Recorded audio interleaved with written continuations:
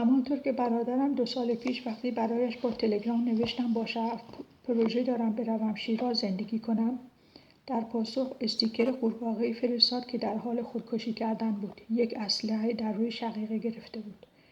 اولین متن به فارسی بدون اینکه بدانم به فارسی است از فایلی که در آن نوشته بودمش به این متن انتقال پیدا کرد. انتقال در گیومه. می‌بینم که انتقال حضور پیدا کرد. بار دیگر حضور در گیومه. همان انتقال که در مورد مرگ خوانده بودم در کتاب‌های کربن یا در کتاب هاشم رضی که انتقالی است به دنیای دیگر. پس انتقال به نواحی دیگر وجود همزمان در گیومه وجود دارد. در همین زندگی خاکی و این ریشه کنسپت سیمیلتنیته است که من دوستش داشتم و معنی و چرای کنسپت ایمیدیته. و در همین متن به فرانسه نوشته شده‌اند و جان دارند. در همان لحظه جان را انتخاب کردم به عنوان کلمه. پس کلمه در گیومه صورت روح است. صورت در گیومه.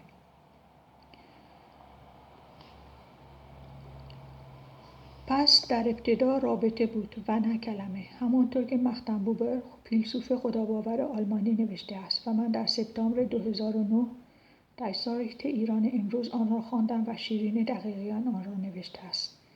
تصادفی شناختم این سایت را، حالان که در 20 نوامبر 2018 شعری برای ایران نوشتم حاصل تجربه نفسانیم و بعد از این واقعه بود که به دلیل گریه برای حضور خداوند بسیار گریسته بودم و رفتم صورتم را بشویم و ترسی در من حضور یافت. ترس از اینکه چه صورتی را در آینه خواهم دید و سر بلند کردم و با دیدن چهره‌ام در آینه با صدای بلند گفتم اولین بار است که صورتم را می‌بینم و گریستنم شدت گرفت. در مورد آمدن در گیومه اولین قسمت به زبان فارسی آمدن از فایلی که ژورنال است. اولین قسمت به زبان فارسی در این متن انتقال متن به زبان فارسی از یک فایل بوده است که در هنگام انتقالش متوجه نشده بودم به فارسی است این قسمت و همان ایام تصمیم گرفته شده بود که متن حاضر در ایران چاپ شود. یعنی دیرتر متوجه می‌شویم وقتی متوجهش شویم آنچه زودتر تصمیم گرفته بودیم. و هر فایل بسته می‌شود هر بار تا یک جدید باز شود. هر بار. فقط وقتی این قسمت که اولین قسمت به فارسی در این متن است در این متن را دیدمش از حضورش آگاه شدم و اشتباه نمی کنم این که بنویسم در آخرین قسمت نوشته شده است به فرانسه از تصمیم ظاهر شده در همین متن نوشتم این تصمیم که این متن میراث ایران است و در ایران به چاپ برسد. پس از این تصمیم متن باز شد خود به خود و متن به زبان دیگر که زبان فارسی است را طلبید و حتی بعد از انتقال دادن آنچه این متن طلبیده من از انجام این انتقال که با دست من انجام شده بود حضور ذهن نداشتم. با دیدن متن فارسی وجودش حضور ذهن گرفتم در این متن. پس این بوده است دنباله و نتیجه آنچه در راه خرید میوه حضور پیدا کرد در من و به حد به دلیل آنچه قبلش در من حضور پیدا کرده است و به یادش ندارم و با خود گفتم پس این همان اتفاقی است و انتقالی است که من انجام دادم. منتها از کجا به کجا انتقال دادم با خودم گفتم. اینکه دوست الجزایری من حضوری به من گفت هیچی نفهمیدم به زبان دیگه حرف زدی یک دفعه یک لحظه به بعد.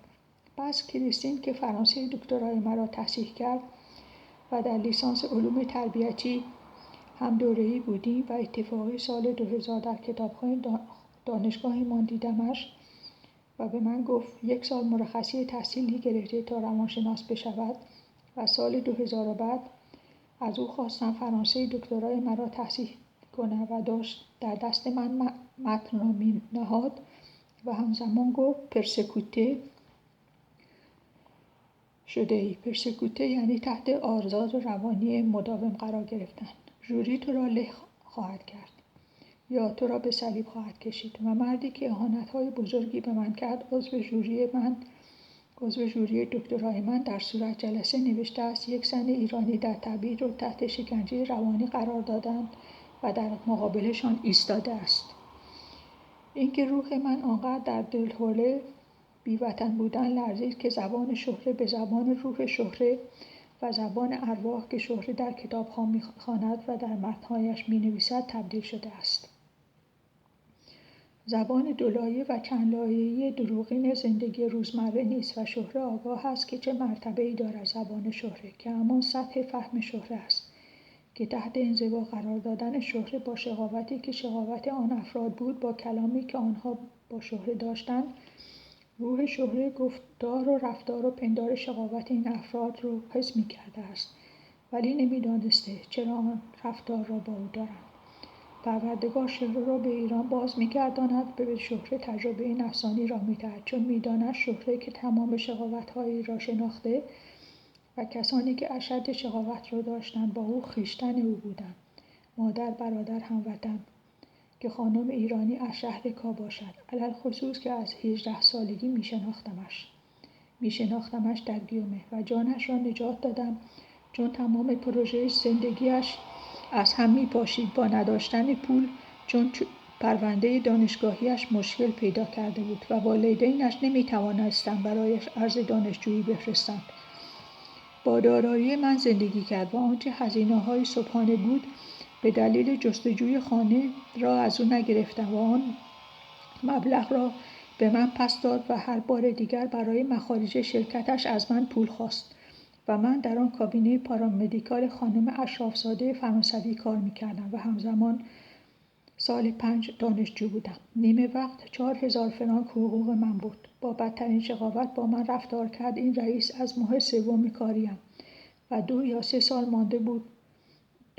ماه مانده بود به 3 سال کار نزدش در آن شرایط و به بازرسی اداری رجوع کردم و با گفتن اینکه این خانم به من میگوید ماژیک رو بایستی اینطور به دست بگیری تا بنویسی و من دانشجوی سال 5 هستم بازرس که چهرهش را هیچ وقت فراموش نمی‌کنم با تعصب در صورتش گفت آزار روحی است و این خانم از شهر کا که همخانه من بود در محله راه می‌رفتیم و به من گفت بانک من هستی و من لرزه به تنم افتاد چون من بانک این خانم نبودم.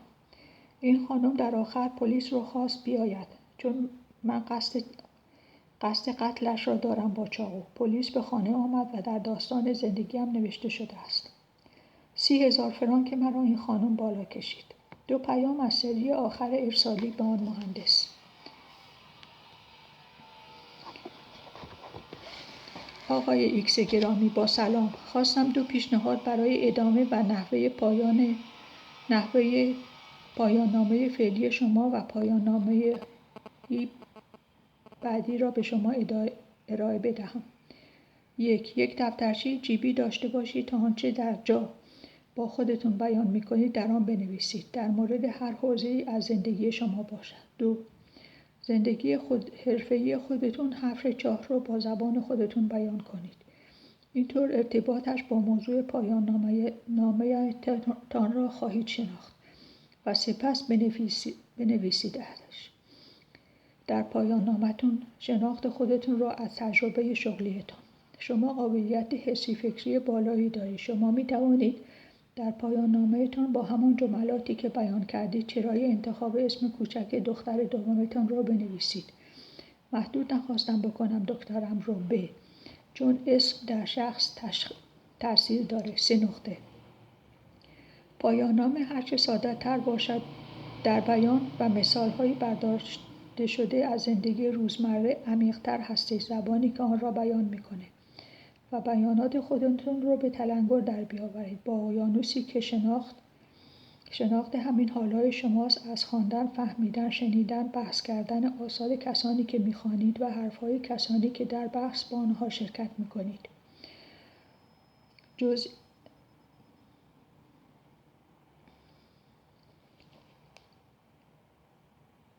جزء اصلی برای نوشتن پایان‌نامه چشمه‌ای است که تجربه شغلی فرد است. آن را به شناخت تبدیل کردن در پایان‌نامه. یکی از نکات کلیدی که کسی که دکترای ما را ساخت به ما گفت و یک جریان بزرگ فکری است که از سالیان سال در علوم تربیتی در کانادا جریان دارد. از جمله نتایج این جریان است که تجربه شناخت شغلی یک فرد را معادل ساختن با یک مدرک تحصیلی می کند. آخرین رئیسی که داشتم اصلا دانشگاه نرفته بود و تجربه شغلیش رو معادل سازی کرد دانشگاه ما با مدرک لیسانس. نوشتن حس تفکر خود را در یک دفترچه که همراه آدم باشه یکی از متدها برای نوشتن متن است، حالا پایان نامه باشد یا کتاب. برای مثال کتابی که از متن داستان زندگی من ساخته بشه. پیام بعدی از سری آخری ارسال شده برای آن مهندس. وایتهد ریاضیدان فیزیکدان انگلیسی. پلوتون لایبنیز. آقای ایکس گرامی، قسم دادن چند اسم از فلاسفه که به الهیات پرداختند. چند روز است در روی چند کلمه از لغات ژیلبر دولوز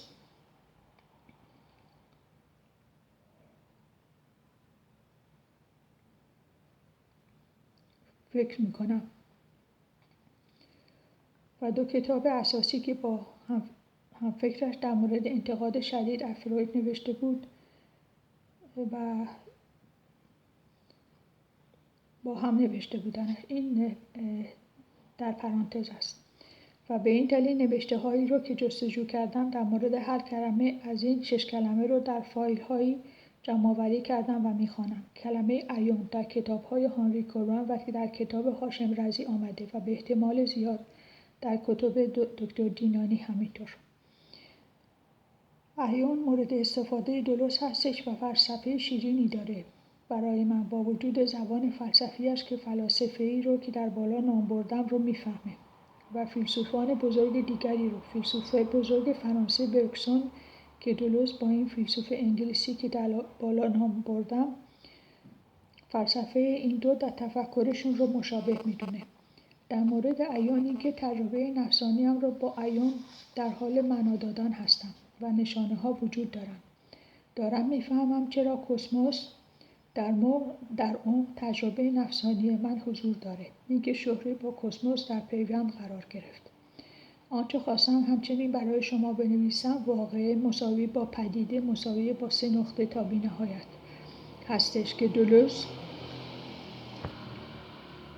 در این نوشته‌اش در مورد این فیلسوف انگلیسی بیان می‌کند و معنیش بستش به کسموس و کائو منتهی می‌شود. اینکه واقعه برابر است با چراهای زندگی یک فرد. اپلیکاسیون ایونمان یعنی واقعه پدیده. هر فرد در وجود دلشوره‌هایش سیاسی، اجتماعی، فرهنگی، وجودی، جهانی وجود داره و چراهای فرد برابر است با پیوندها، برابر است با ایونها، برابر است با.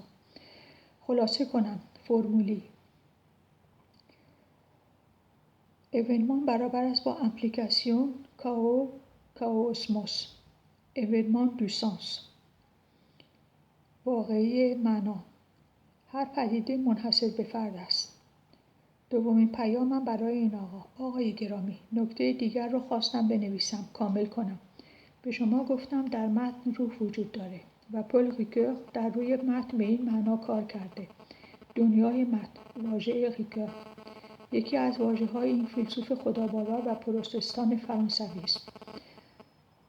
درسته تلنگری که فهمم به من زد در آن لحظه که این جمله را به شما گفتم. به این دلیل که 2 نقطه وقتی فردی دارای زبان شخصی خودش باشد از طریق پروسس معنا برابر است با شناخت چراهای زندگیش دارای روح می شود. برای شما نام فیلسوف دیگری را می آورم که زبان برابر با متن برابر با روح تشخص یافته فرد را در یک جمله بیان کرده و در یکی از متن‌هایی است که فقط اثر کنجکاوی همین یک جمله را ازش خواندم که در مورد یک لغت از لغات دولوز جمع کردم این چند روز. نام این فیلسوف فرانسوی میشل فوکو هستش. خاتمه پیام‌ها در این متن ارسال شده برای آنها. فایل دیگری برای ادامه بایستی باز کنم. کلمه باز در من لرزه انداخت، همزمان که پیام آخر دکتر ژوسپن در من لرزه انداخت. پس از آن لحظات پیش متن شهره باز است. متن شهره نوشته می شود به صورت متن باز چون روح شهره باز است و اون پزشک با تجربه سالمند که یک زن بود مرا با کلمه به قتل می‌رساند، قتل تدریجی، چون کلمه‌اش زهر بود و من دانستم همان لحظه و نمی‌دانستم چرا شوک برقی به روح من داد آن پزشک در آن لحظه.